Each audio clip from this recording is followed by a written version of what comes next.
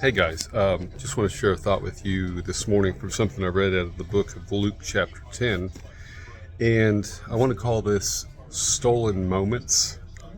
Now, I'm going to be in the break room here, so somebody may hear me or you may hear noise in the background. That's just other people having a break. So, Luke chapter 10, verse 38. Now, it happened as they went that he entered a certain village. And of course, this is Jesus. And a certain woman named Martha welcomed him into her house. And she had a sister called Mary who also sat at Jesus' feet and heard his word. So, verse 40, but Martha was distracted. So if you ever read this, underline that word because it's pretty powerful. And that's where I get the idea of stolen moments, and I'll explain it in just a moment. But Martha was distracted with much serving, and she approached Jesus and said, Lord, do you not care that my sister has left me alone to serve? Therefore tell her to help me. And Jesus answered and said to her, Martha, Martha, you are worried and troubled about many things, but one thing is needed. And Mary has chosen the good part, which will not be taken from her. So it's a little bit of play on words there, but it's also, when you read in the Greek the word distracted and you see what it means to have your attention stolen away from you. It literally means that. And so in this moment, in the life of Jesus, in the house of Mary and Martha, these two contrasting personalities are being revealed. And what's interesting is, of course, we know that Mary chose the valuable part, right?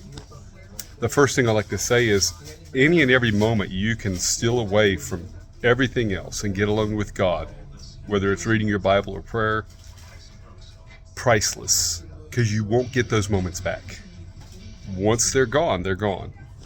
One of the things I've done at my at the jobs that I've worked at in the last 4 or 5 years is, and I've not been perfect at getting this done, but my purpose has been to give God the first break of every day. Like the first break, not going to do anything else but Bible study, prayer. That's it. No interacting, no talking, no other distractions, right? Not being distracted, but focused in on God and His Word.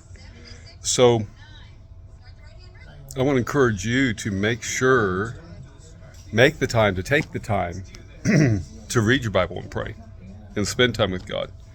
You're not going to grow in God's grace in any other way. You can even be a minister, someone that's serving in a church, someone that's busy in the work of God, and still be getting farther from God, or at least not growing in grace, because you're not spending time with Him.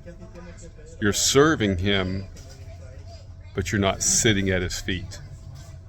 And so just wanted to remind you and myself that make sure we make the time to take the time and not have these moments get stolen from us, and not allowing other things to distract us. One more thought, though, I want to share. When Jesus answered her, listen to what He said, because she goes, hey, get my sister to serve with me. Come on, I'm doing this all by myself. Jesus didn't say, you're just really busy, come sit down. What did He say? He said, you're worried and troubled about many things. She was actually busy because she didn't want to face some things that were going on in her life. And I found that to be true in my life, and I'm sure in your life. In order not to face reality, we'll be busy about all this stuff so we won't have to deal with what needs to be dealt with. And so sometimes we allow ourselves to just be so busy so we don't have to face life itself. But that's no way to overcome. That's no way to be victorious. That's no way to win in what we call life. So if one of those two things spoke to you, then that's great. But I just wanted to be an encouragement. All right, have a great day.